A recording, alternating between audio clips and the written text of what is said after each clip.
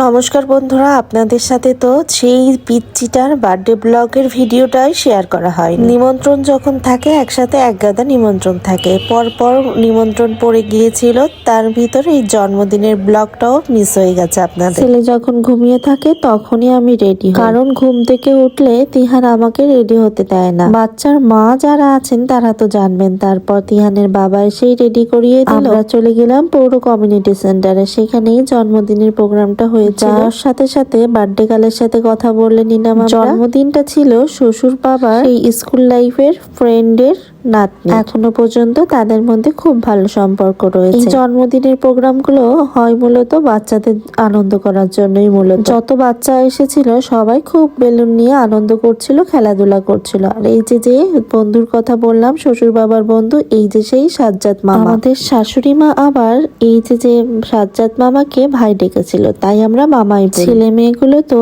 Cake পেলে তো আর কিছু লাগে না, সাথে তো বেলুন পেয়েছে, কোনটা রেখে কি রেখে আনন্দ করবে সেটাই বুঝতে পারছে না। আমরা আগে চলে এসেছিলাম, বাবা আর মা পরে এসেছিল।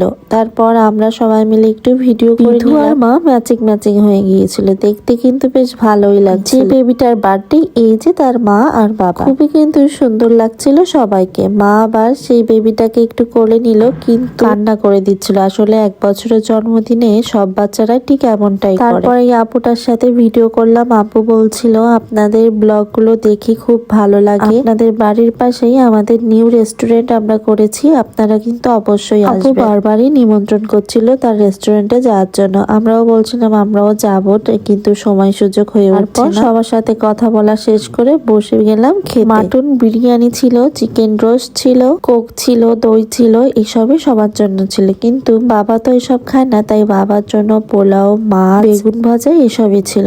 বিরিয়ানি হলে আমাদের কি আর কিছু চাই বলেন? বিরিয়ানি তো খুব মজা করে খেয়ে নিলাম। তিহান বাবু কিন্তু খুব সুন্দর ড্রেসে চলে গেছে। এই ড্রেসটা কিন্তু তিহান বাবুর 2 বছরের জন্মদিনে পড়েছিল, এখন অনেকটা ছোট হতে চলেছে, তাই ভাবলাম পরিয়েই ফেলি। তারপর তারা ঠাম্মি দাদুর সাথে চলে গেল, আমরা পরে এসেছি। কেমন লাগলো ছোটখাটো এই ব্লগটা অবশ্যই জানাবেন।